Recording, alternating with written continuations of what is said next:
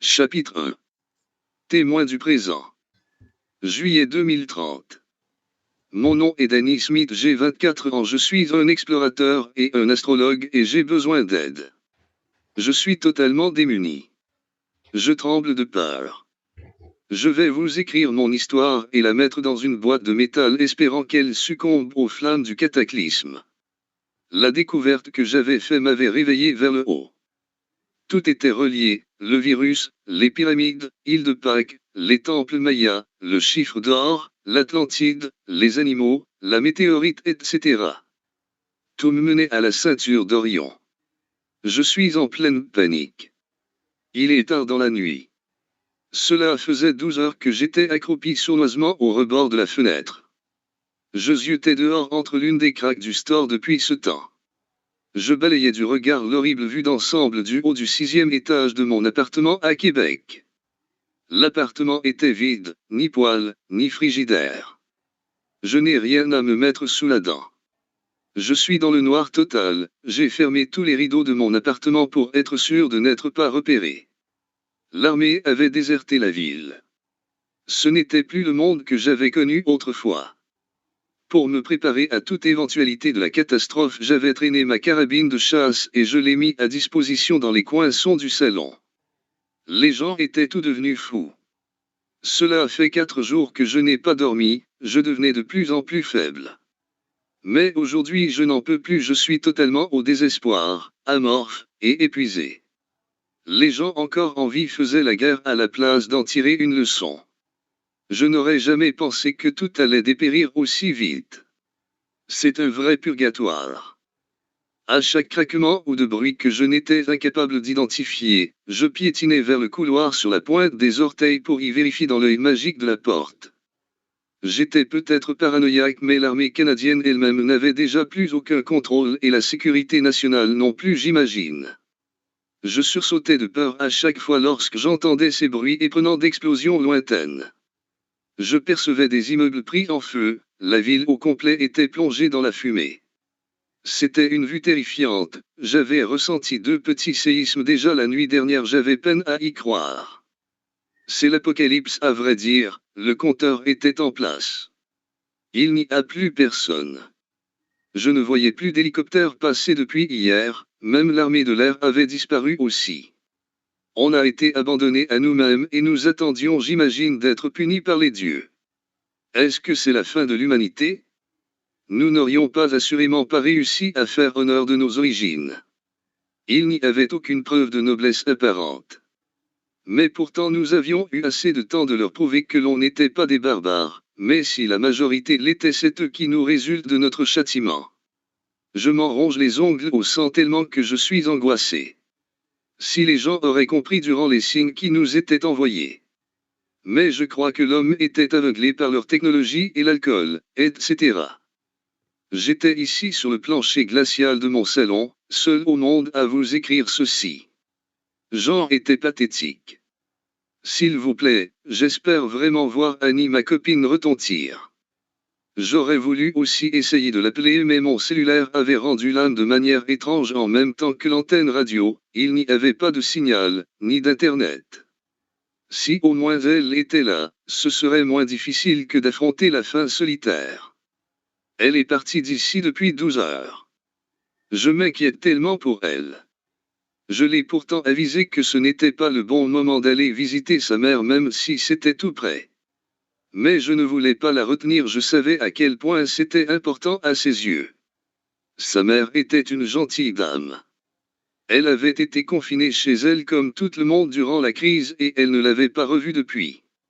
Annie est tellement généreuse de sa personne, jamais elle n'aurait été capable de la larguer seule comme une égoïste. Je regrette, c'est ma faute, j'aurais dû la suivre. Vu la vitesse dont cela progresse, je me doute bien à présent que l'on va toutes y passer inévitablement. Elle allait peut-être revenir, elle était partie avec la lampe de poche qui fonctionnait à batterie. Au moins elle avait une source de lumière. Pour ma part, même si je voudrais sortir d'ici, je ne me serais pas rendu bien loin sans lunettes jusqu'à la basse ville, en plus il fait si noir comme jamais je n'avais vu auparavant et j'ai aucune source d'éclairage. On aurait dit que la lune n'existe même plus, il n'y a aucune lumière. On ne percevait que la lumière infernale des immeubles en feu. C'était l'enfer et peut-être aussi la fin, je pense bien. La question est plutôt à savoir quand cela finira. Dans 1 heure, ou 1 an. Mais au même moment que j'écrivais, je perçus une lumière saisissante de la fenêtre. Il y avait cette étoile à l'est qui me donne espoir. Cela me fait penser inévitablement à tout ce que j'avais découvert durant ces dernières années. Je restais fixé sur cette étoile dans l'immensité de la noirceur et je réalisais que la seule chose qui me reste à ma portée était l'eau du robinet et mon dernier paquet de cigarettes. Mais même l'eau du robinet me fait angoisser à l'idée d'être infecté. Alors mes cigarettes, je les boucanais les unes après les autres comme un misérable acharné. Je n'arrête pas de repasser dans ma tête le moment où mon meilleur ami Vincent m'avait dit quand j'étais revenu de mon dernier voyage. C'est bizarre le virus, vous trouvez pas cela étrange? Je m'ennuie tellement de lui. Mais je ne comprenais rien encore à cette époque. C'était un bon gars, un grand gaillard musclé avec beaucoup d'ambition. Il passait tout son temps au gym, c'était un coureur de jupons. En tout cas rare qu'il ne réussissait pas à enfiroiper sa cible. Je le trouvais hilarant par moments.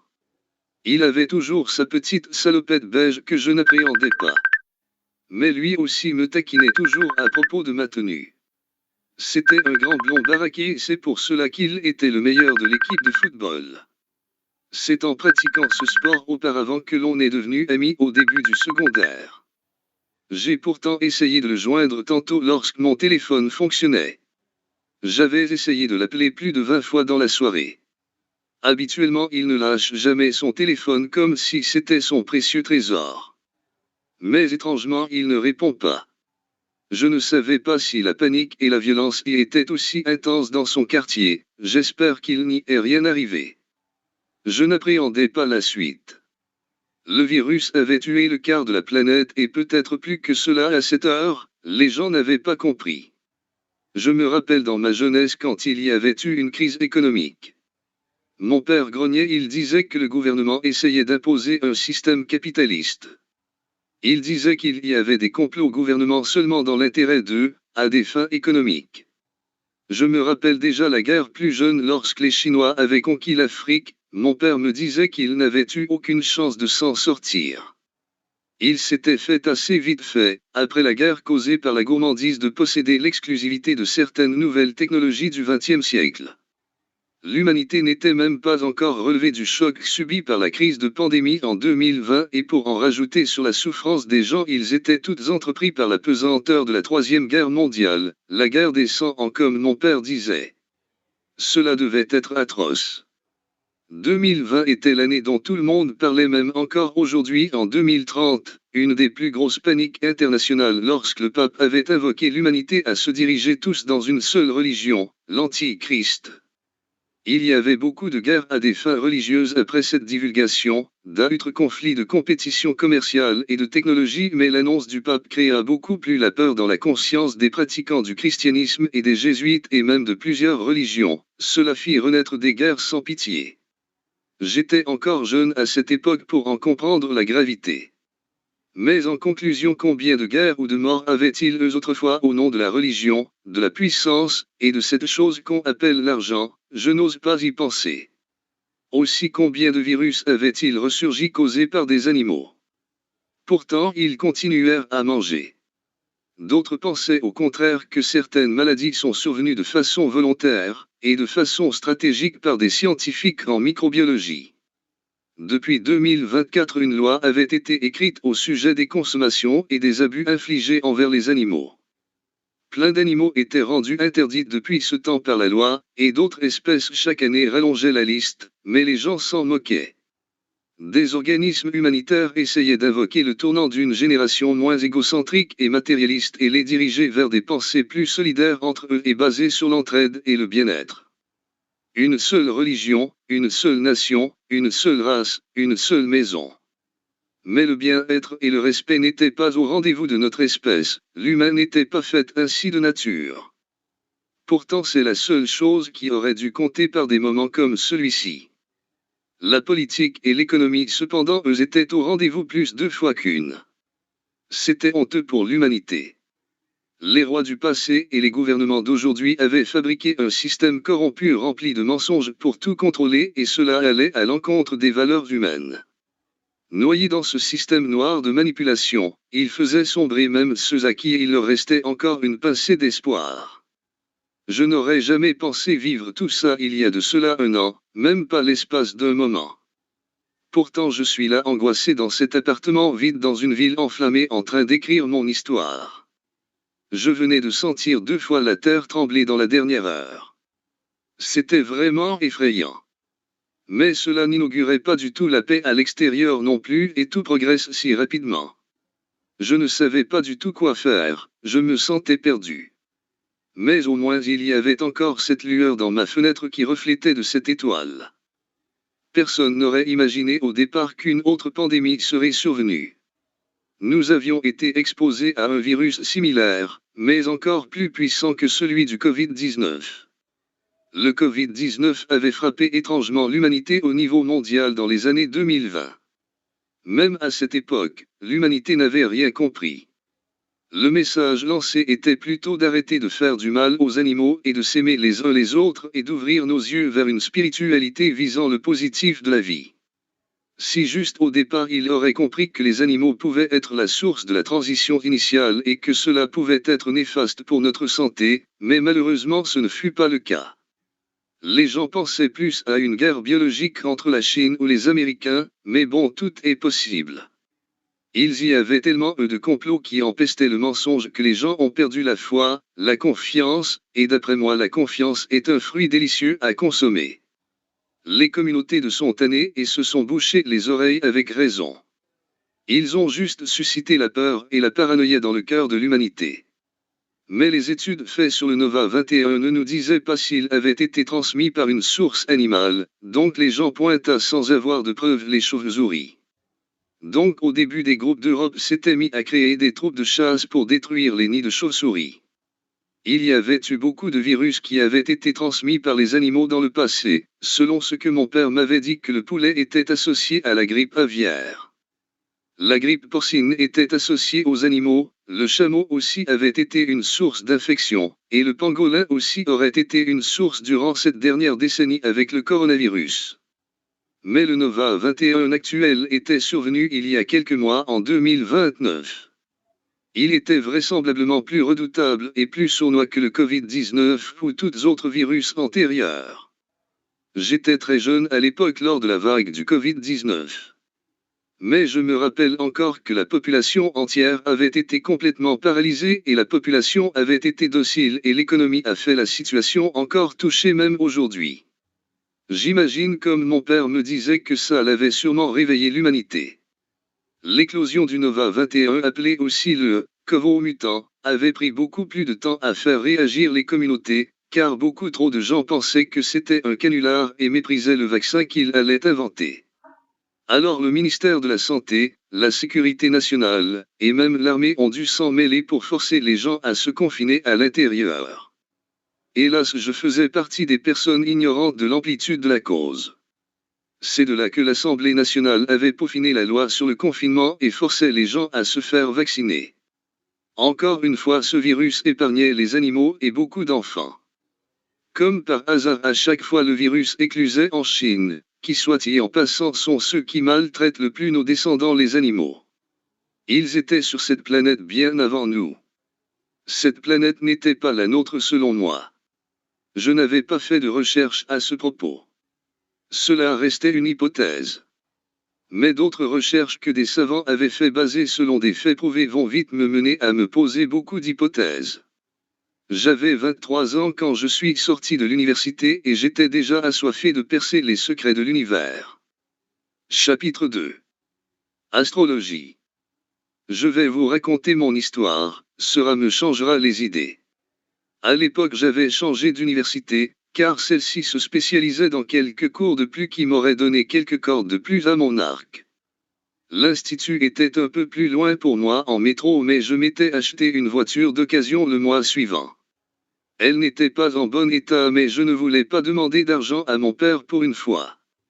Il avait déjà payé toutes mes études. Rare aussi que je voyais des gens si jeunes dans mes cours, mais un soir en revenant de l'école j'avais arrêté dans un petit café, et c'est à ce moment que j'avais vu Annie pour la première fois. En fait, je ne crois pas que j'avais été à la hauteur car j'avais maladroitement échappé mon café sur elle. J'avais remarqué chez elle une sensibilité impressionnante. Elle en y dégageait beauté, confiance et persévérance. Elle était sublime, jamais une personne m'avait donné cette sensation vibratoire. Je ne lui avais pas lancé d'invitation, ma gêne avait gagné. Au moins le contact avait été fait. C'est de cette façon que l'on avait commencé peu à peu à se croiser là-bas. À cette époque, j'étais jeune et je rêvassais et j'étais aveuglé. J'étais étudiant finissant à l'ébauche de rentrer dans ma profession. Je m'étais spécialisé dans l'astrologie. Mon père étant plus jeune m'amenait toujours au chalet où il y avait un télescope. Je regardais le ciel déjà en étant un enfant. Il adorait regarder les étoiles avec moi lorsqu'il y avait des canicules. C'était l'été, l'université était terminée enfin. J'avais été gradué et j'étais si fier de moi. J'avais appelé Vincent et nous étions sortis dans un bar près du vieux pour arroser cela. Nous étions presque toujours ensemble, même à cette époque-là. Il était marin en haute mer. Alors durant l'hiver il partait sur les nouvelles Tesla navettes modernisées pour aller à la pêche. Il revenait toujours à Montréal durant la saison estivale. Il m'avait raconté que les nouveaux navires modernes qui fonctionnaient à gaz polluaient l'atmosphère autant que 10 000 voitures en une seule journée. Je n'y comprenais rien car avec la guerre qu'avaient imposée les Chinois et les Américains dans ma jeunesse afin de gagner la puissance commerciale des voitures électriques de l'énergie cinquième dimension était soit dit en passant pour abolir la pollution. Est-ce que c'était vraiment pour la pollution ou leur poche? Avec le réchauffement de la planète causé par la pollution et le dysfonctionnement du magnétisme n'avait pas l'air à les préoccuper autant que les scientifiques et physiciens.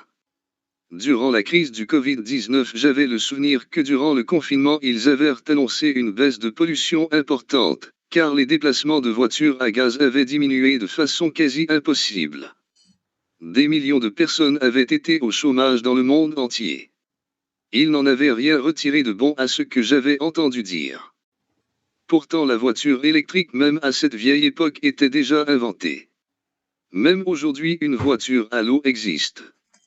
Mais les gouvernements promouvaient encore la vente des voitures électriques et doutent de l'efficacité de la technologie des déplacements de véhicules à l'eau. Encore une autre chose incompréhensible. Tout cela dans le but de s'enrichir à l'encontre de détruire notre maison. Mais personne ne voulait rien comprendre, ils étaient l'un comme l'autre esclaves de l'économie. L'argent n'aurait jamais dû exister. Comment de vie, de guerre, de mensonges, de trahison aurait-il fallu avant de comprendre? L'argent ne servait qu'à donner un statut sociable et de faire briller de rayons malsains les plus gourmands. Nous étions tous égaux. Mais nous étions tous en train de nous saigner à blanc dans cette folie économique que pour suivre les règles afin de survivre dans ce monde inconcevable. Il fallait bien qu'un jour quelque chose nous envoie un signe afin de le réaliser. La vie sur Terre n'était plus la même, c'est pourquoi les plus riches étaient déjà partis sur Mars depuis peu où l'une des premières villes y était en évolution. L'été 2030 avait été vraiment chaude à Montréal cette année-là. Je commençais à revoir fréquemment Annie, et je la trouvais de plus en plus surprenante de semaine en semaine. C'était une fille simple. Elle était connectée avec la nature, elle m'avait fait découvrir plein de choses. On avait été au rebord du lac durant un week-end et on fixait le lac en s'entrelaçant par la main dans le silence. Même dans ce silence il n'y avait aucun malaise, nous ne faisions que se ressourcer des énergies de la nature. Nous étions en direction de quelque chose de sérieux qui prenait vie. C'est dans les alentours de cet été que j'avais lu dans un article sur un site internet qu'il était encore sur la construction d'un nouveau gratte-ciel dans la nouvelle ville au pôle Nord. À la fonte des glaces, ils avaient découvert le plus gros lac planétaire qui était dissimulé sous le glacier. La calotte polaire était en expansion de façon flagrante, un peu comme la ville de Dubaï à l'époque. Il y avait 4 millions d'habitants sur cette ville et tout ça en une décennie. Vincent voulait y aller en vacances. Il était obstineux. Mais je ne pouvais pas car mon professeur à l'université aimait beaucoup mon ambition et m'avait référé à un astrologue hautement connu de Montréal. J'avais donc trouvé un emploi immédiatement à l'Observatoire de Montréal peu de temps après. C'est à ce moment que ma vie a changé. L'équipe sur place était extraordinaire et le laboratoire au-delà de mes attentes. L'équipement était beaucoup plus efficace que celui à l'université. J'adorais travailler avec leur matériel. Ils avaient un télescope sur place à la pointe de la technologie récente. Je pouvais sculpter des centaines de millions d'étoiles dans l'univers. C'était si mystérieux comment ce télescope performait. Ce que j'y apercevais était d'une beauté hors norme pour moi. J'étais apparemment dans mon domaine, tout cela me fascinait, quand je pensais que l'univers au départ était fait de la même chose que notre corps à nous-mêmes. L'univers était fait de matière. Cette matière était faite d'atomes comme toutes les choses existantes dans l'univers. Mais l'univers était infiniment grand, elle devait posséder des millions de milliards d'infinis d'atomes si minuscules. Le corps humain n'était composé que seulement 6 éléments, oxygène, carbone, hydrogène, azote, calcium, et le phosphore. Alors imaginez combien de milliards d'atomes régnaient en nous. Tous ces atomes qui forment les éléments nous a été offerts par l'univers. Alors il y avait autant d'atomes en nous que dans l'univers, seulement que les matières et les composants n'étaient pas les mêmes. À mon avis, l'univers nous démontre seulement ce que l'on veut y percevoir. La vie est faite de particules, d'atomes, et de matière, ce qui rend tous égales de la fourmi, à la plante, et à l'être humain qui ne respecte rien. Peu importe, que la matière soit énergique, métallique, chimique, ou à des bases gazières. Tous les atomes comportent un noyau. Ceux-ci possèdent un proton et un neutron qui énergisent leur cœur. Chaque élément est un cadeau. Sans eux il n'y aurait qu'un espace noir, même aucun univers. Il y avait surtout cet élément qui me fascinait, l'eau. Sans cette matière, il n'y aurait jamais rien eu à l'ébauche de toute la vie. J'avoue que sans le carbone non plus. Mais bon, ils avaient tous les rôles à jouer bien entendu. Il y avait aussi le soleil, une si merveilleuse boule de feu qui se régalait d'hélium. C'était fascinant combien l'univers se dévoilait peu à peu en nous y laissant voir ses mystères. Nous étions loin de les avoir toutes découverts. On commençait à y comprendre les atomes, mais nous appréhendions l'infiniment grand. Si je vous disais que nous pouvons nous aussi comme la nature jouer avec les atomes et changer le cours des choses. Laissez aller votre imagination et rentrez dans l'illusion. La vie a toujours refait face à travers des millions d'années même si la Terre avait été meurtrie, mais elle a toujours su renaître. Les étoiles lointaines qui éclataient renvoyaient des atomes dans nos océans pour faire muter d'autres formes de vie. D'autres pensent que c'est des entités extraterrestres, mais pourquoi pas avec tout ce que je sais aujourd'hui? J'étais assoiffé de trouver des réponses. La Voie lactée était déjà vraiment intéressante et nous n'en savions déjà rien, mais je voulais aller plus loin. Il y avait des millions de galaxies et nous en habitions qu'une seule dans l'univers. Il y avait notre galaxie voisine Andromède avec qui nous allions rentrer en collision dans 4,5 milliards d'années. Je ne pense pas que l'humanité va s'y rendre à la suite de la découverte que j'ai faite. À travers le ciel il y avait celle qui brillait le plus, la ceinture d'Orion. Elle m'intriguait beaucoup, elle était majestueuse. Mais encore une fois, selon des hypothèses, il y aurait un monde parallèle, cela expliquera que l'on y verrait Andromède par l'effet miroir. Qui le sait vraiment au fond? Annie m'avait invité dans une petite fête, mais j'avais dû refuser car le lendemain j'avais une entrevue à l'Observatoire de Montréal afin de m'offrir un poste. Elle avait compris, et elle m'avait gentiment souhaité du succès. Grâce à mes références, mon professeur m'avait dirigé vers le directeur de l'Observatoire. Alors, j'avais été affecté instantanément à un poste visant à trouver des exoplanètes qui nous serviraient de planète B si elles étaient habitables. Ils avaient envoyé une nouvelle sonde voyageur en 2026 depuis quelques semaines. Déjà la sonde voyageur numéro 1 envoyée en 1977 était déjà rendue très loin et nous pouvions y en apprendre encore, mais elle n'avait pas une vie éternelle. En tout cas pas la première. Cela était inimaginable comme celle-ci nous avait fait progresser rapidement. Mais pour que la première sonde touche une galaxie voisine, cela prendrait 56 milliards d'années. J'aimais beaucoup ce projet d'exoplanète, mais cela n'était pas ce qui m'intéressait quand je regardais le ciel. Nous n'étions vraisemblablement de toute façon aucunement assez disciplinés pour aller sur une autre planète. On aurait sûrement détruit cette planète aussi avec notre pollution. Sûrement plus rares les planètes qui possèdent une atmosphère et un magnétisme. Une journée après mon travail, je rentre à mon petit appart et Vincent m'avait appelé. Tu aimerais venir souper ce soir, mon ami, je pars en voyage bientôt. Pourquoi pas? J'avais pris ma douche et pris le jet métro. Je détestais le jet métro, les gens étaient tout entassés. Les gens se poussaient. De la façon dont je vois la vie aujourd'hui, je trouve tellement que la vie humaine est misérable. Chacun ne vit que pour son petit nombril. Personne ne sont pas prêts à se sortir la tête de l'eau. Je suis arrivé au métro à la station Baudry, j'ai descendu. C'était engorgé car la station était en rénovation. Ils avaient remis tous les façades en miroir. C'était très joli ce qu'ils en avaient fait. En fait, la moitié de la ligne verte était comme cela. Depuis un an, la plupart avaient la puce au niveau du bras que l'on rechargeait en payant via Internet. Mais moi, je préférais payer à chaque fois avec le robot car je ne le prenais pas assez souvent.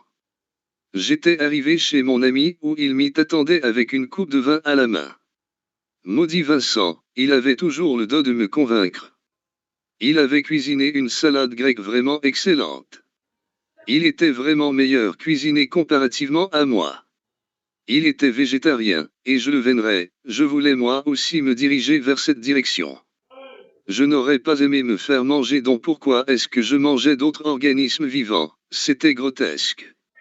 Soudain, je vis en arrière-plan la télévision murale vers le salon qui parlait des peuples antiques d'Égypte. Cela m'a vite rappelé les anciennes découvertes et rumeurs sur la pyramide égyptienne qu'on avait oubliées avec le temps. Mon père me disait que dans ces années, lui à l'école, on lui parlait de l'Égypte, mais pas durant mes études primaires, ni secondaires. Comme si avec le temps il cachait l'histoire de cette civilisation. J'ai eu subitement une prise de conscience au-delà des mots. Peut-être est-ce que toutes les réponses que j'essayais de percevoir sur l'univers étaient sous mon nez ici sur Terre. Nous avions continué la soirée à rire et à faire les fous, mais même en arrivant chez moi je repensais assez à, je me suis mis à faire des recherches au niveau des mystérieux temples que nous avions oubliés. Chapitre 3. L'étoile brillante. J'étais arrivé chez moi et j'avais ouvert mon ordinateur et j'avais commencé à faire mes recherches. Certains avaient été supprimés de l'historique selon des internautes d'un forum. Mais je fouillais et en reliant tous les documents, ce que j'y découvris en y faisant les liens, cela me fit complètement ouvrir les yeux. Certaines choses avaient été cachées, mais ce que j'ai découvert, c'était que beaucoup de choses avaient été étouffées par rapport à l'égyptologie. J'ai enquêté sans a priori, sans préjugés. Je voulais comprendre pourquoi la plupart des sites internet sur les études et les mythes de la pyramide de Gizeh ou d'autres légendes avaient disparu en 2024. Selon plusieurs internautes, beaucoup autres choses avaient été supprimées selon des conversations que j'avais échangées sur des forums que j'avais dénichés. Alors le lendemain matin, je m'étais mis en route vers la bibliothèque et je fouillais dans la zone histoire. J'avais trouvé 2 livres spéciaux qui expliquaient tout sur la construction de la magique pyramide de Gizeh. Durant les 6 prochains mois, en arrivant de l'observatoire, j'étais pris entre les étoiles et mes livres, car j'étais en quête de réponses. Mais ce que j'y découvris me mena au-delà même de ce que j'aurais pu imaginer. Toute cette enquête était basée sur des faits et non des hypothèses. Je ne regardais plus la planète et ni les étoiles du même œil. Ils avaient tout caché l'essentiel, mais pourquoi donc? Cela me revenait toujours en tête. L'histoire qui nous racontait à l'école sur l'égyptologie n'avait rien à voir avec la découverte majeure des écrits que j'avais recueillis. La grande pyramide de Gizeh fut construite il y a plus de 4500 ans par un peuple de l'Antiquité. Elle avait été assemblée avec 2 millions de blocs de la pesanteur d'une grosse berline. Pourquoi était-elle faite si immense? Elle n'avait que 2 chambres et un tunnel creux qui menait à rien d'après eux au départ. Elle avait 8 façades, donc elle avait une base octogonale. Ce qui rendit sa construction encore plus difficile car la géométrie que j'ai découverte était constante et précise au millimètre près. Elle était orientée au nord à 5 cm près. Tout ça aurait été construit et finalisé selon ce qu'on nous apprenait à l'école en 20 ans à l'aide d'un pieu et sculpté à l'aide de roches. Ils auraient rasé une colline de calcaire à 900 km du site à l'aide de quel outil au juste? Pourtant la roue n'existait même pas et les bateaux auraient été trop faibles pour transporter des matériaux si lourds. Ensuite, il aurait empilé les blocs à 70 mètres de haut insérés encore plus parfaitement que l'architecture modernisée. Tellement bien construit qu'elle avait surmonté 3 tremblements de terre depuis aujourd'hui. À cette époque, les habitants de la Terre se baladaient vêtus de peau d'animal, et ce miracle se serait produit en si peu de temps. Cela ne concordait pas selon moi. C'était impossible, elle devait nous conter une histoire. Les façades internes étaient couvertes d'hiéroglyphes certains qui démontraient des preuves accablantes d'une technologie bien avancée et d'autres nous proposaient la religion invoquant des dieux venus des 3 étoiles brillantes. Souvent ces individus étaient représentés sous forme animale, comme le sphinx et comme sur plusieurs sites d'Égypte. Nous avions peut-être oublié ces dieux que l'on nous avait cachés car peut-être que nous nous étions fait imposer acharnement le christianisme, tout est possible.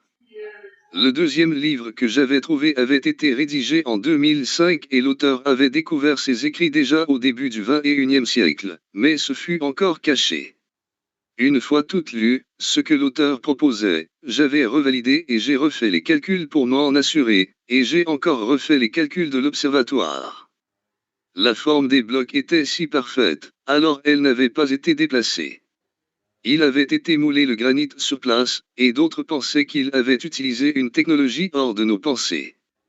Chaque bloc tous diffèrent les uns des autres et dissimulés dans un assemblage de façon miroir.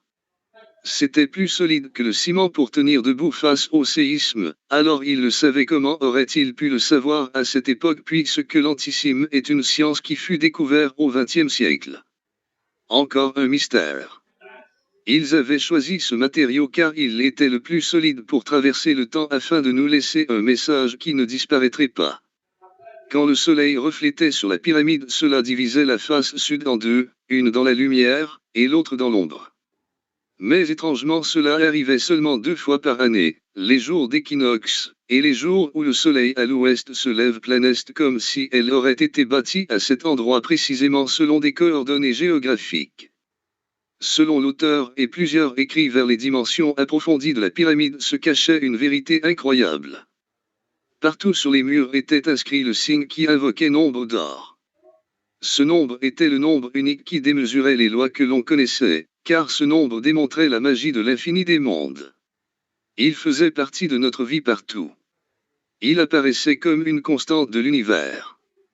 Alors, mystérieusement nous retrouvions des dimensions partout dans la pyramide qui nous reflétaient le nombre d'or et le nombre pi 3,1416. Les chambres de la pyramide insistaient pour nous montrer cette dimension qui nous parlait toujours de ces 2 nombres, et cela à beaucoup trop d'endroits pour que cela soit assimilé au hasard, et surtout à cette époque. Comment aurait-il pu assembler des blocs aussi lourds et mesurés, orientés et placés de façon symétrique à la base carrée avec ce principe mathématique avancé nous invoquant toujours le nombre d'or et le nombre pi? Toutes avaient les mêmes dimensions précises au centimètre près qui nous ramenaient ces nombres que c'était gros ou petit. Il n'y avait aucun outil qui calculait cette précision dans l'Égypte antique. C'était intentionnel, cela ne concorde pas avec les hypothèses courantes qu'on nous montrait. Dont je me suis dit que la géométrie était un langage. Il y avait des dizaines de sites aussi impressionnants comme la pyramide. Spécialement île de Pâques et ses statues gigantesques qui curieusement regardaient vers l'équinoxe. Il y avait la Mohenjo-Daro au Pakistan qui utilisait la même technologie.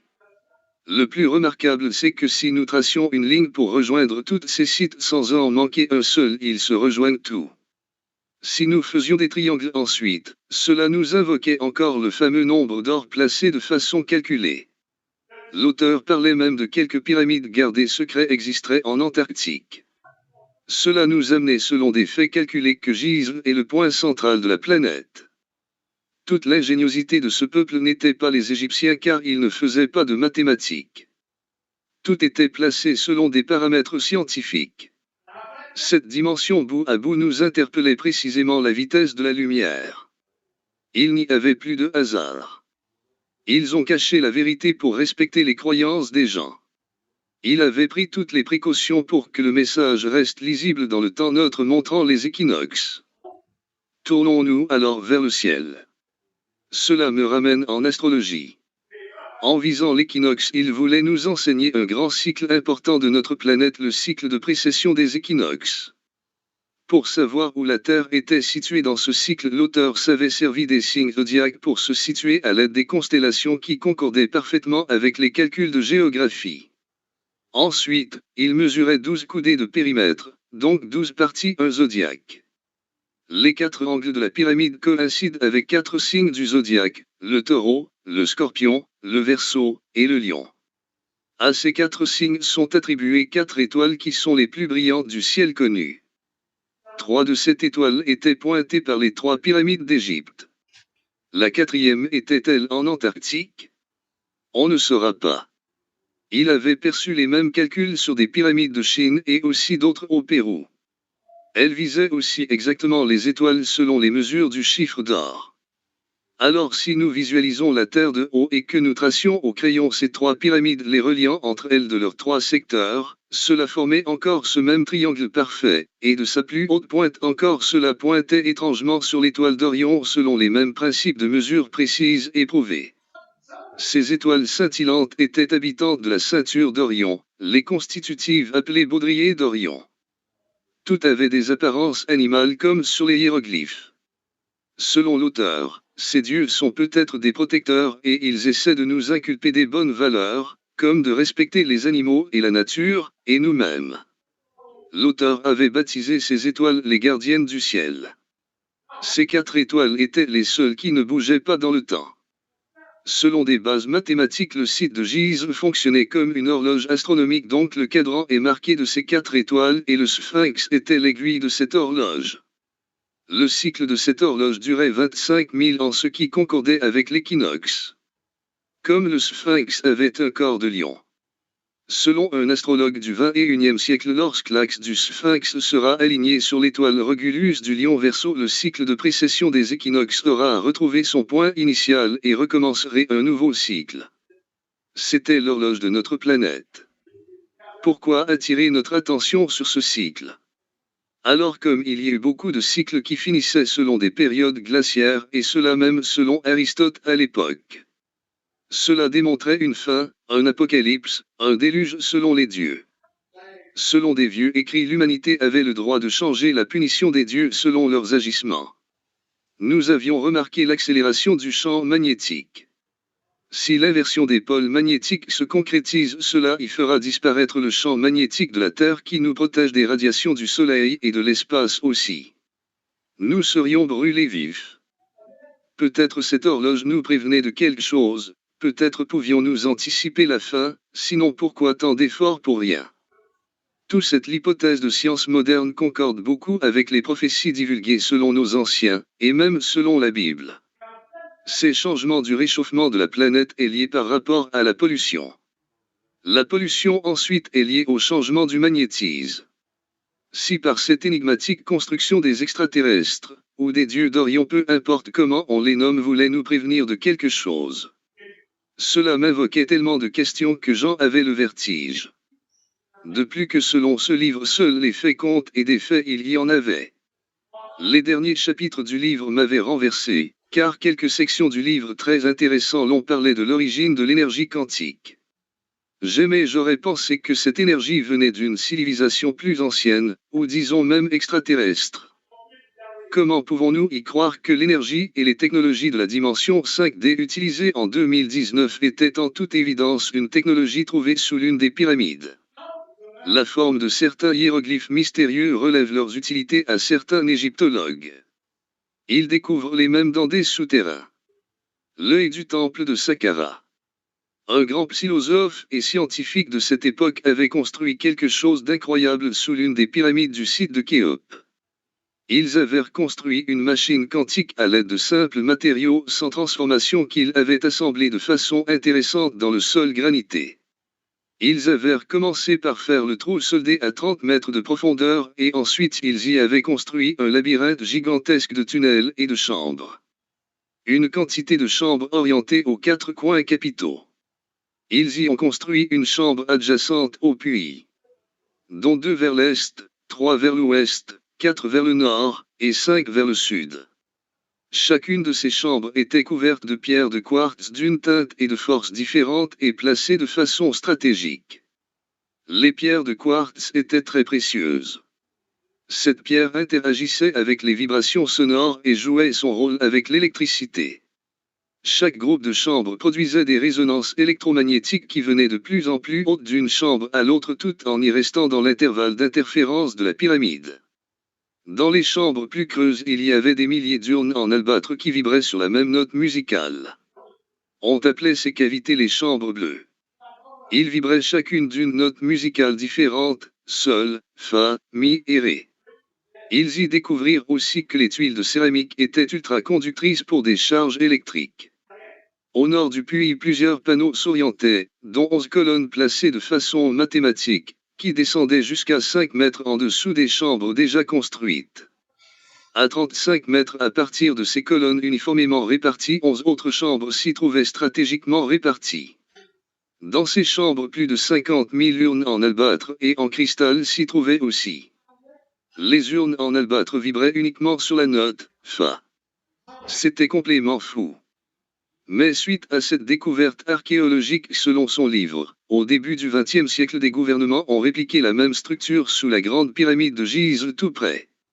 Cela avait dû s'avérer un succès, car peu après la Chine et les Américains étaient déjà dans la préparation de cette mystérieuse énergie appelée la 5e dimension qu'ils nous proposent et vendent à des prix exorbitants aujourd'hui.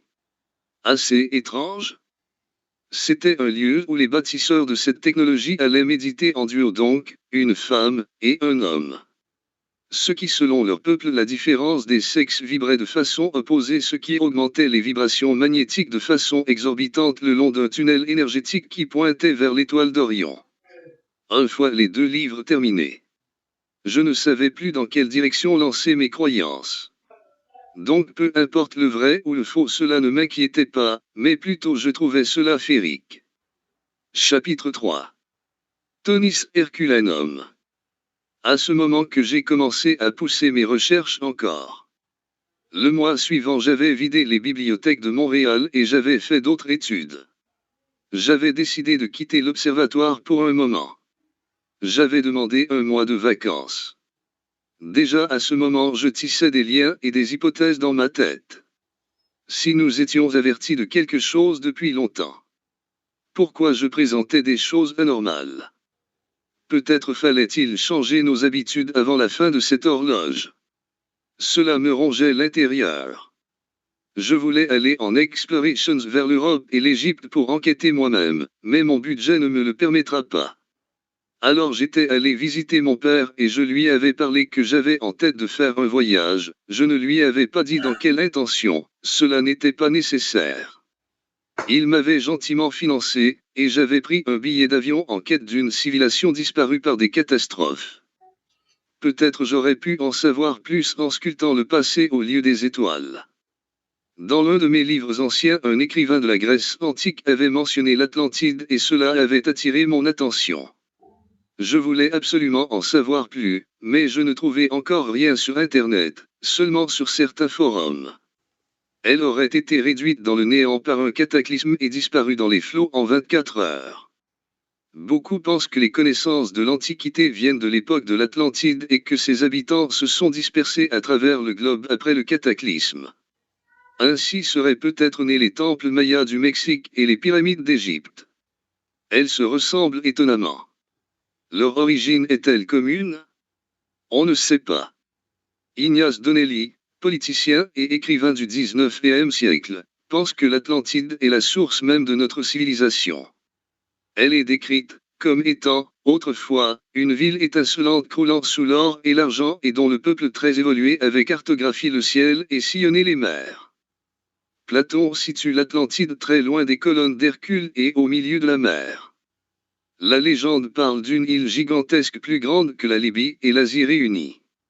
Je voulais donc aller l'autre bord du continent et je m'étais envolé en Égypte moderne comme premier point de départ.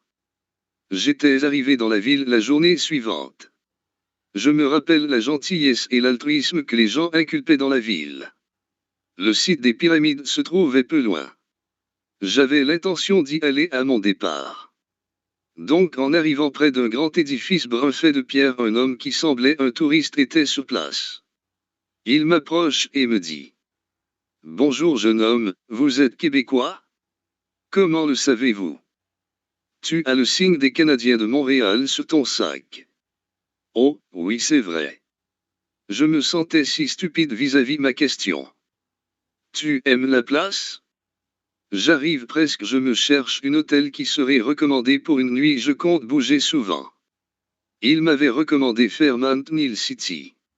Sa vue panoramique était époustouflante et offrait les paysages sur le Nil et les pyramides au loin, la beauté naturelle du Caire et l'histoire ancienne de la ville étaient aussi à portée de vue. J'avais profité des meilleures expériences culinaires du Caire, et pris du soleil et même admiré les étoiles dans le cadre unique du Sky Bar au bord de la piscine. Sur le toit il y avait même un spa, j'étais vraiment au petit oignon, ce fut mémorable. Mais ce n'était pas l'hôtel la cause de ma visite là-bas. Je m'étais informé à l'accueil au sujet de savoir si dans la ville il y avait des musées qui parlaient des histoires antiques. Elle m'avait parlé des pyramides mais je voulais aller dans une place qui offrirait une histoire moins à la lumière de tous. Elle m'avait parlé d'un musée à l'abandon qui était sur le bord de fermer ses portes. Je m'y étais rendu, mais en rentrant dans le musée peu de choses étaient intéressantes. On y trouvait des vieux contenants antiques faits de poterie, et d'autres en argile. J'étais allé voir la dame qui tenait l'endroit derrière le comptoir et je lui avais parlé de l'Atlantide. Elle m'avait expliqué que cela n'était qu'un mythe, mais lorsque j'avais quitté le sinistre musée, une dame voilée qui m'avait écouté me suivit dehors. Elle m'avait abordé mystérieusement.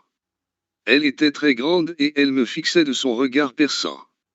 Elle m'avait expliqué de me rendre dans la ville de Romanie située à l'est de Naples, en Campanie dans la région d'Italie.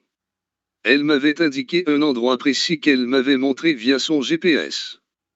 J'en pris bien note et le lendemain matin j'ai sauté dans le train et je mis route vers l'Italie. J'ai vite réalisé que les Italiens n'avaient pas le même tempérament que les Égyptiens. Ils étaient tous si grognons.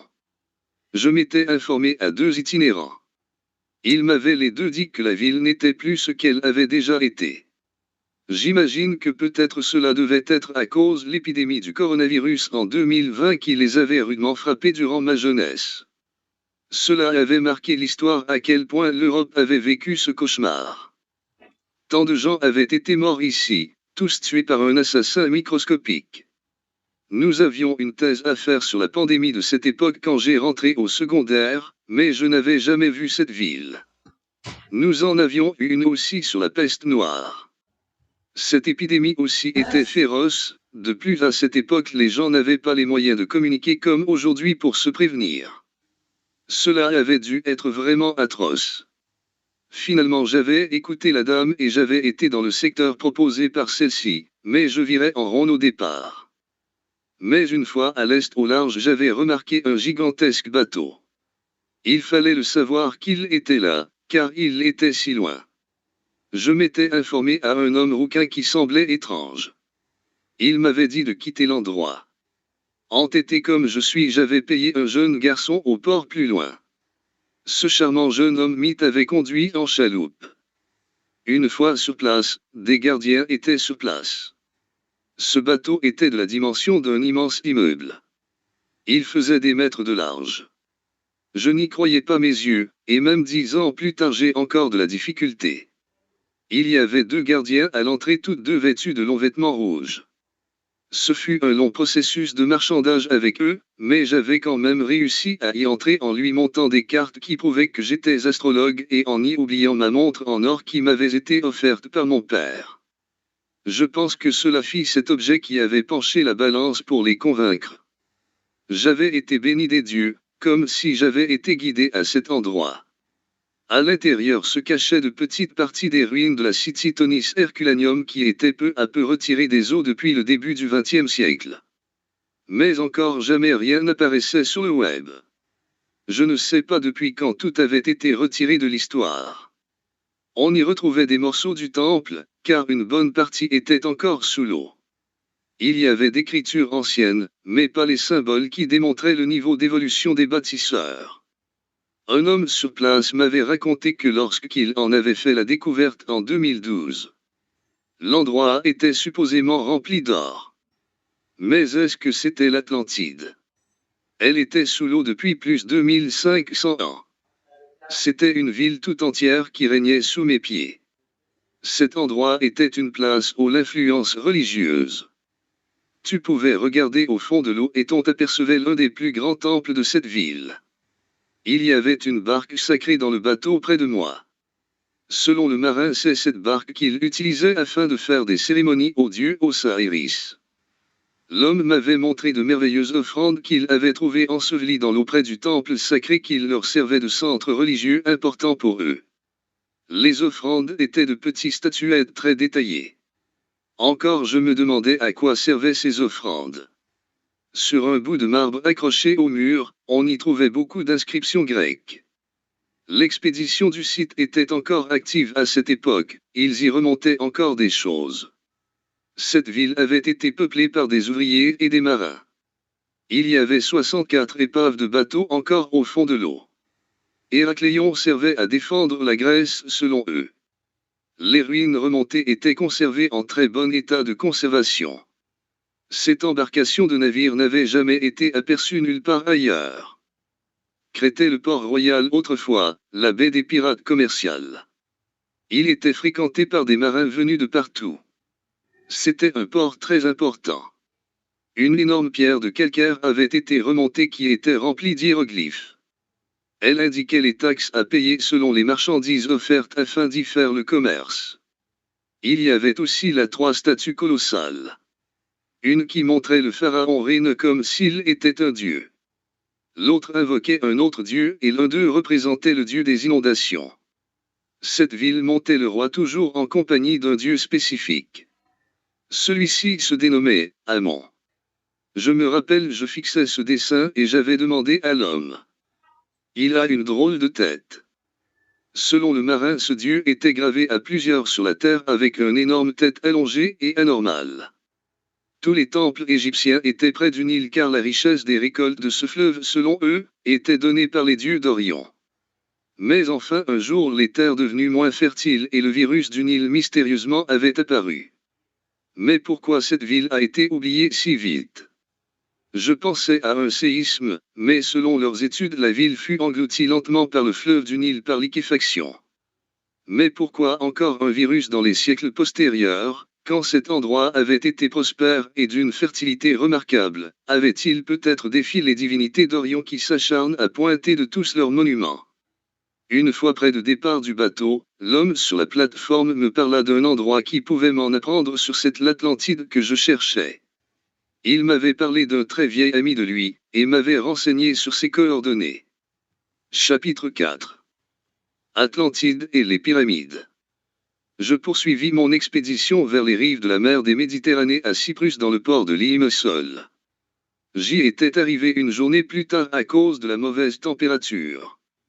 J'avais trouvé l'homme en question au nom d'Alfred, il avait 92 ans, vêtu d'un vieux veston de laine et d'une moustache blanche imposante. Nous avions parlé très longtemps. Il était un vieux sage et il semblait connaître beaucoup de choses sur l'histoire de la Terre. Il m'avait renseigné sur l'Atlantide. Selon lui, cette ancienne civilisation était supposément être un peuple très puissant. Je me rappelle le livre que j'avais trouvé à mon éveil que c'était ce peuple qui avait bâti apparemment les pyramides. Je lui avais demandé si ce peuple avait été englouti car il avait déçu les dieux selon les légendes. Je me rappelle ce qu'il m'avait dit. Vous êtes astrologue, jeune homme, vous allez sûrement comprendre. Vous allez retrouver dans toutes les civilisations des offrandes sur le lieu des fouilles. Ces offrandes ne sont pas inutiles. Ils offraient ces offrandes à leurs dieux, elles étaient faites toutes de matériaux toutes diffèrent les uns que les autres. Plus l'offrande était remplie de composés d'éléments organiques ou pas, plus elle était riche en atomes, et plus cela montrait la façon dont ils vénéraient leurs dieux, j'imagine. Comme c'est l'univers nous apporte la matière, alors c'était et ce l'est encore la façon de lui montrer notre compassion. Selon un grand explorateur que je connais, l'Atlantide aurait été ensevelie par un tsunami par la colère des dieux. Ce peuple avait comme tradition de faire des sacrifices de taureaux. Le dieu taureau d'Orion, selon moi, aurait démontré sa colère. Les sacrifices humains sont encore pires car il avait retrouvé dans les ruines minomiennes ensevelies sous la terre le squelette d'un prêtre qui avait fait sacrifice d'un jeune humanoïde. Pourquoi cette civilisation avancée avait-elle été détruite? Beaucoup annoncent les propos d'un cataclysme. Ce vieil homme était fascinant et de fil en aiguille, il m'avait annoncé un secret.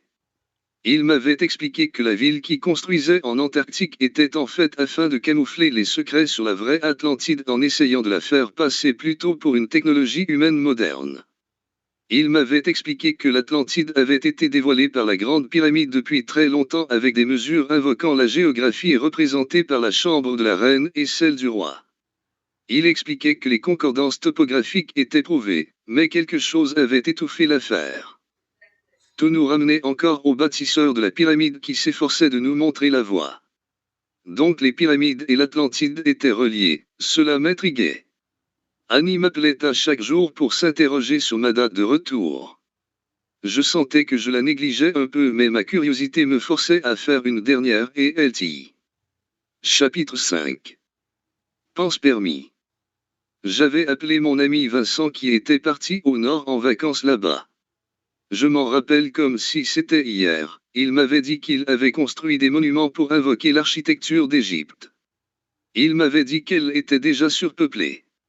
C'était déjà une ville métropolise aux multinationales. Mais qu'est-ce que le gouvernement et l'Assemblée nationale essayaient encore de nous cacher? Pourquoi cette ville n'avait pas été associée à l'Atlantide? Vincent m'avait offert d'aller le rejoindre. J'avais regardé mes finances et je m'étais dirigé vers l'aéroport. Mais c'est à ce moment que ma vie fit chambouler. J'avais pris un vol pour Montréal car partout la planète redoutait un météorite en direction de la Terre. Pourquoi nous avait-il pas avertis avant? L'astéroïde avait pour nom l'Apophyse. Elle avait été détectée en début du XXe siècle. Une fois rendu à Montréal, je m'étais rendu à l'observatoire pour démêler tout pour savoir davantage sur ce qui était vrai ou pas. Comme j'écris encore mon histoire, il n'avait pas affecté la Terre.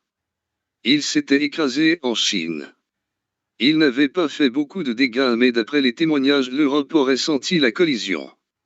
C'est à ce moment que j'ai remarqué, selon les données antérieures, que certains virus inconnus apparaîtraient associés suite à des collisions d'astéroïdes. Selon des recherches, cela les menait à une éclosion propagée par des animaux comme plusieurs virus du passé. Alors pour donner suite à cela, des équipes se sont mis à la recherche des endroits infestés de chauves-souris.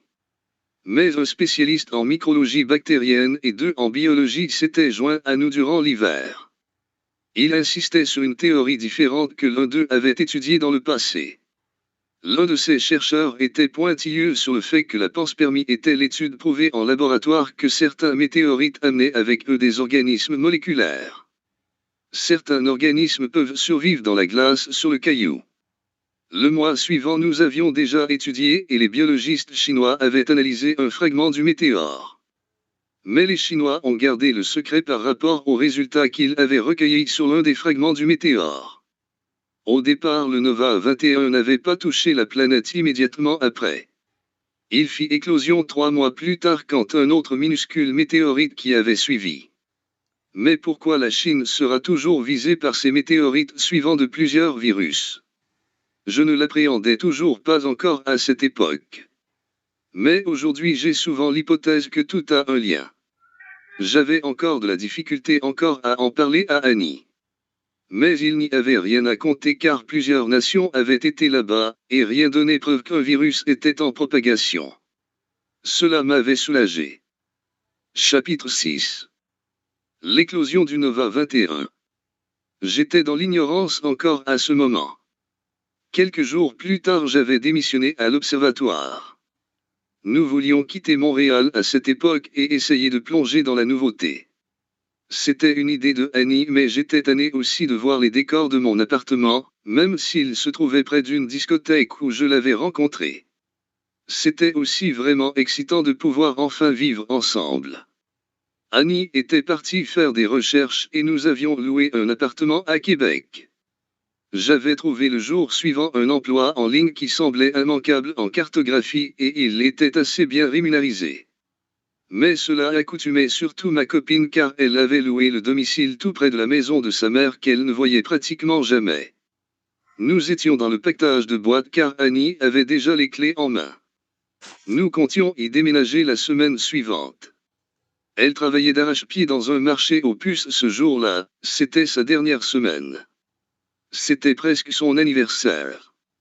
Je lui avais acheté une bague dans le but de lui faire une demande de fiançailles dans une sortie en soirée. Mais j'étais déçu, je n'avais pas pu lui acheter la plus belle car j'étais pauvre, mes voyages m'avaient fauché. Je m'étais laissé aller depuis mon retour d'Europe. J'étais rendu de plus en plus lâche et j'avais beaucoup de plaintes de ma copine dues à mon accoutrement négligé. Ma copine me réprimandait. Coupe-toi la barbe et les cheveux, nom de Dieu, un si beau ton de brun gâché comme cela c'est insensé, et par miséricorde aussi enlève-moi cette vieille calotte sale, tu as des si beaux yeux bleus, pourquoi me prives-tu de les voir? Elle ne chialait pas toujours comme cela, mais j'avoue que j'avais abusé un peu. Annie était plutôt une femme gentille, aimante, et respectueuse. C'était une perle et la plus délicieuse des femmes de la terre. Elle avait les cheveux bruns et le teint basané. Elle n'était pas obligée de mettre des tonnes de maquillage, elle était parfaite au naturel. J'adorais vraiment quand elle m'envoûtait de ses petits sourires coquins en me fixant de ses yeux verts émeraude. Elle était si attentionnée, et nous avions une très bonne complicité. Mais elle avait son petit caractère. Mademoiselle avait toujours raison, alors quelquefois je m'efforçais de lui donner raison pour éviter une montagne de sottises. Je l'attendais avec impatience le jour de sa fête, hâté de la surprendre. À son retour du boulot, je lui avais annoncé que je l'invitais au restaurant. Je n'avais presque plus un rond, évidemment jusqu'à mon prochain chèque. Mais bon, tout avait été calculé, et tous mes factures avaient été réglées, bref tout était planifié afin de célébrer cet événement. Elle était ravie de mon invitation, alors elle était partie aux toilettes pour se chouchouter. Je me souviendrai toujours de la robe rouge vin ajustée qu'elle portait ce jour-là. Elle avait remonté ses cheveux, ce qui lui faisait resplendir la beauté du visage. Elle m'avait approché et demandé avec sa petite voix. « Où est-ce que tu m'amènes manger, mon petit raton ?» Elle savait bien trop, la petite malcommode, que je détestais quand elle m'appelait comme ça. Mais bon, je l'avais invitée dans un petit restaurant thaïlandais à prix modique où l'on y apportait son vin établi sur Sainte-Catherine. Je n'avais pas choisi le summum des restaurants, tout la bague y avait passé. En revanche, à cet endroit il servait un excellent général Tao et je savais que c'était son repas favori. Une fois à table, elle m'avait subitement étonné. « J'ai une surprise, mon amour. » Les investigateurs d'une nouvelle compagnie de shampoing revitalisant donnaient la chance de participer à un tirage. J'ai été chanceuse, alors prépare-toi à partir pour Paris. Nous partirons la semaine prochaine. Je lui avais répondu pris d'un malaise. Waouh, c'est complètement fou. Pourtant ce n'est pas mon anniversaire à moi.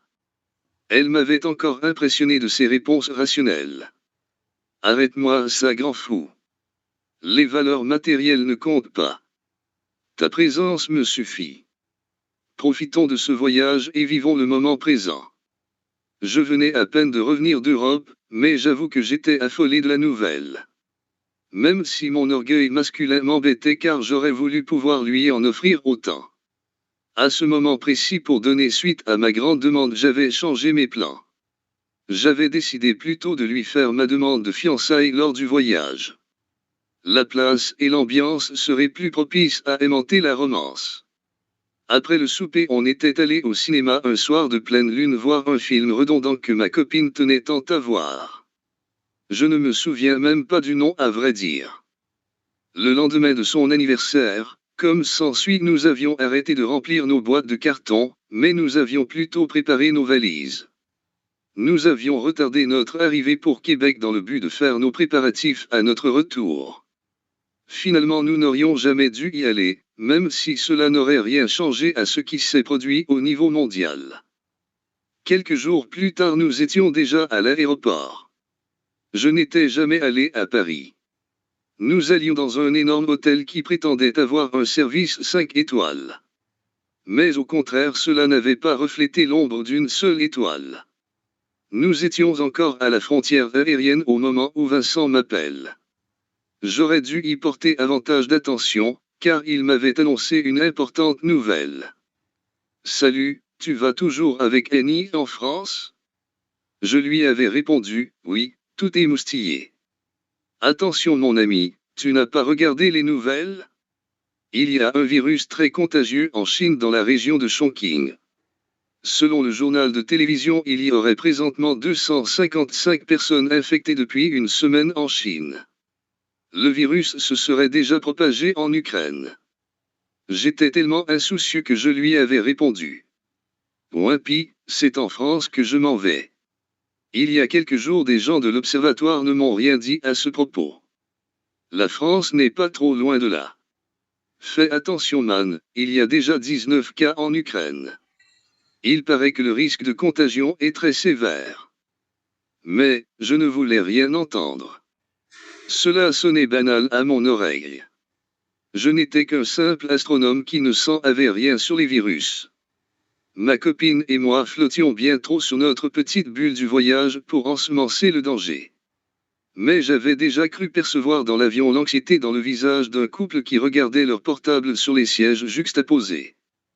Quand je suis arrivé à l'hôtel, tout était parfait à première vue de l'emplacement, l'hôtel, la température, la nourriture, la chambre, et surtout ma charmante femme.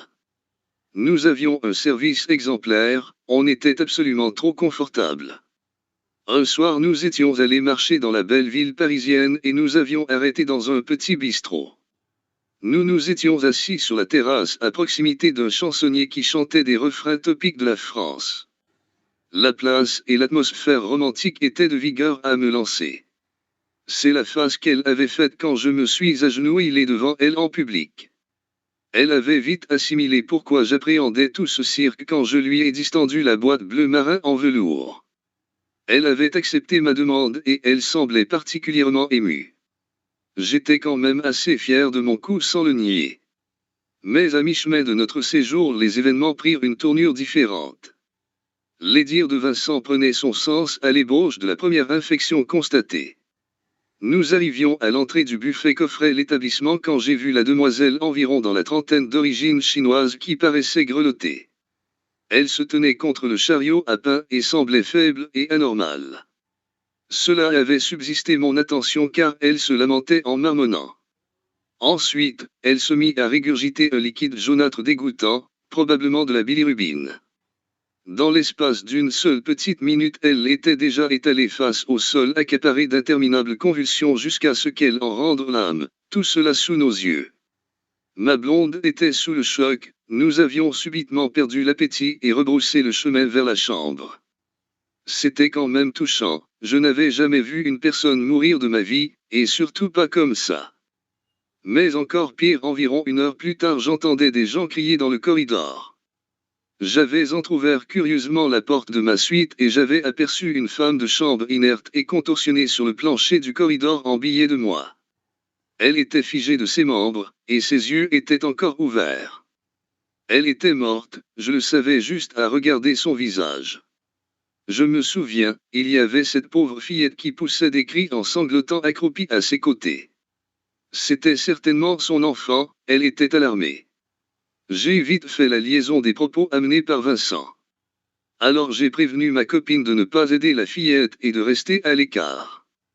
Mais j'avais été totalement convaincu lorsqu'un peu plus tard j'ai vu la même fillette qui avait proxémé le cadavre dans un état tout aussi abominable. Annie pleurait comme une madeleine lorsque l'on a vu l'enfant tomber au sol présentant les mêmes manifestations cliniques que la dame plus tôt. J'ai vite reconnu l'ampleur du désastre qui se manifestait dû à la rapidité de propagation. J'ai empoigné ma copine et lui ai dit à l'oreille pour ne pas créer la panique dans le secteur, sortons d'ici et vite, l'endroit est infesté. Annie paniquait davantage que moi.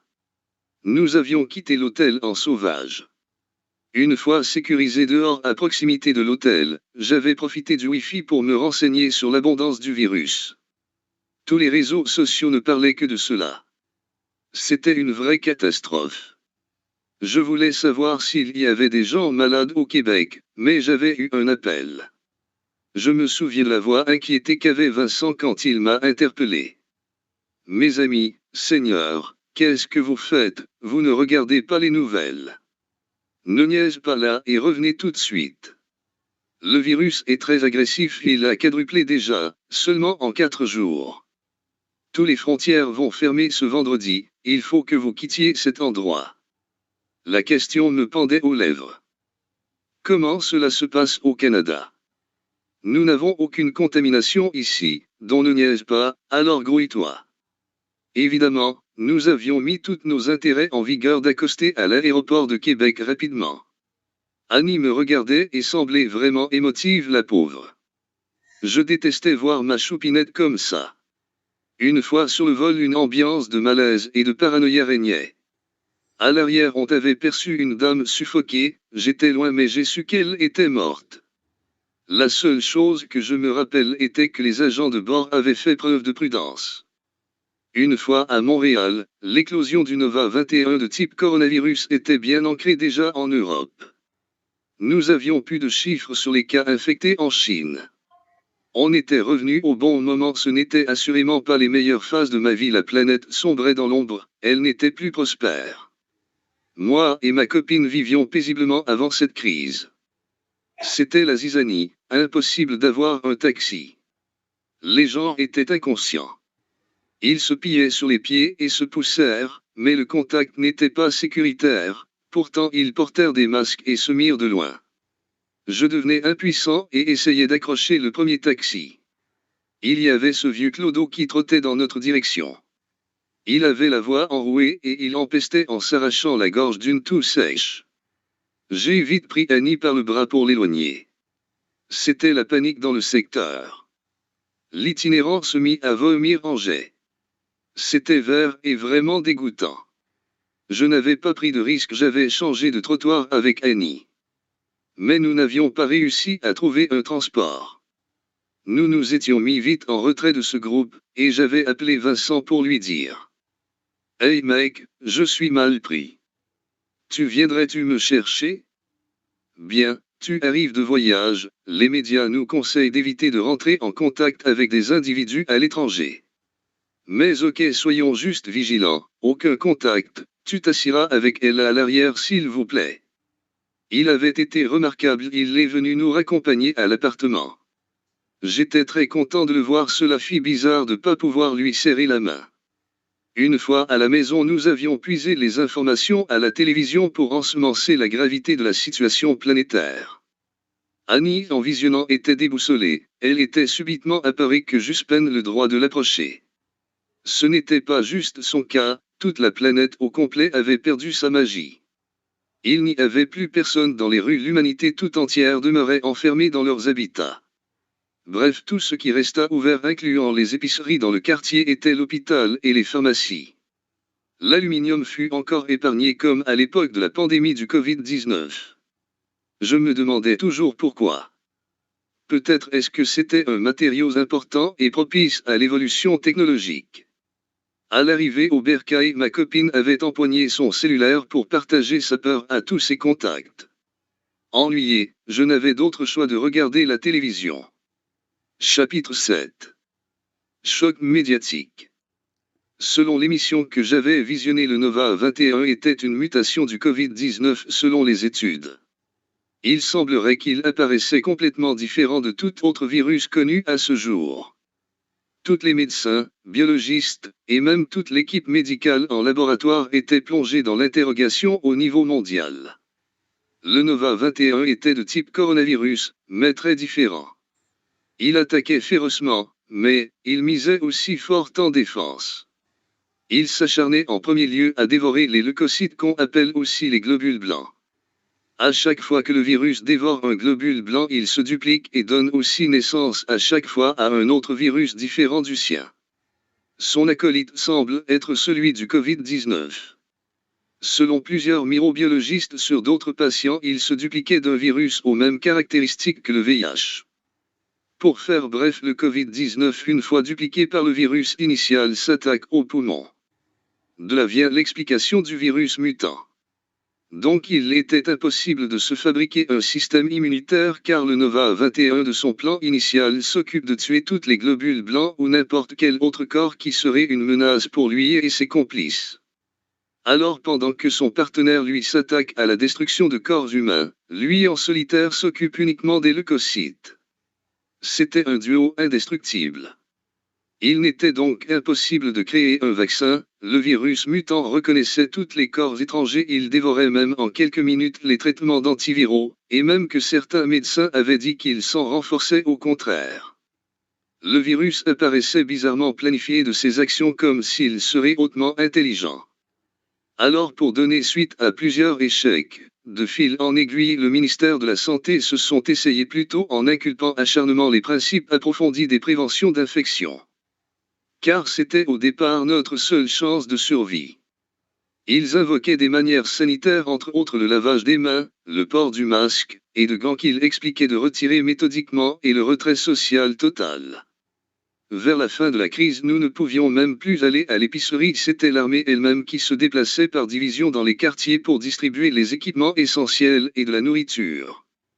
Nous n'avions que le strict nécessaire, des conserves ou ce qui n'avait pas été contaminé par le virus. Les fruits et légumes n'étaient déjà plus approvisionnables et la viande encore moins. Nous étions confinés par le régime mais aussi par la peur. C'était un cauchemar semblable à de la fiction et c'était déjà assez dur à croire jusqu'à ce que j'appréhende encore pire, en fait c'est ce que je vis présentement. J'étais paralysé devant l'écran. Même au début de la crise, le système de santé était sous pression mais ils expliquèrent qu'il était moins engorgé qu'à l'époque du Covid-21, car il n'y avait pas à tester tous les citoyens car 90% des gens contaminés mouraient à l'intérieur de 2 heures. Montréal était en panique, il n'écoutait peu les règles de confinement, tout le monde magasinait du gel désinfectant, des masques et des gants. C'était une guerre sanitaire. Les épiceries s'étaient fait dévaliser leurs étagères, le taux de profit de ces commerçants montait en flèche. Par contre, l'économie globale était en chute libre. La plupart étaient sur le chômage car le virus était d'une puissance incomprenable. J'avais déjà prédit une crise économique comme il s'était produit durant la dernière pandémie. Les médecins étaient estomaqués, personne ne comprenait pourquoi aucun antiviraux ne fonctionnait. Le virus ingérait le vaccin et se renforçait. Cependant, les personnes immunodépendantes comme les personnes affectées de la leucémie ou du sida n'étaient pas touchées. Tous les infectiologues de la planète étaient penchés sur l'affaire. J'avais sculpté avec inquiétude sur YouTube pour récolter les témoignages des personnes ayant vécu les pandémies. Soudain, je tombais sur des vidéos de personnes qui partageaient des opinions différentes. Des gens disaient que c'était un complot intergouvernemental. D'autres pensaient que c'était une guerre bactérienne pour affaiblir l'économie. J'avais tombé sur un documentaire qui divulguait des propos soupçonneux au sujet du sida. Les campagnes de santé qui étaient menées autrefois dans les colonies françaises et belges en Afrique noire étaient pointées du doigt. Le VIH aurait été propagé dans le monde par sa vaccination massive à cette époque. L'infection due au vaccin aurait été fusionnée avec les gènes du singe, ce qui faussa les résultats. Cela revenait encore lié avec des animaux. Mais pour ma part, il y avait encore l'hypothèse du scientifique à l'observatoire qui parlait de la panspermie. Je pensais aussi après mon voyage que l'étoile d'Orion nous prévenait de quelque chose. Tout restait possible, toutes les hypothèses étaient envisageables. Même si cela n'a aucun lien par rapport au Nova 21. C'était sûrement à cause de toutes ces anecdotes sur les origines du VIH que la population était devenue sceptique face à la vaccination.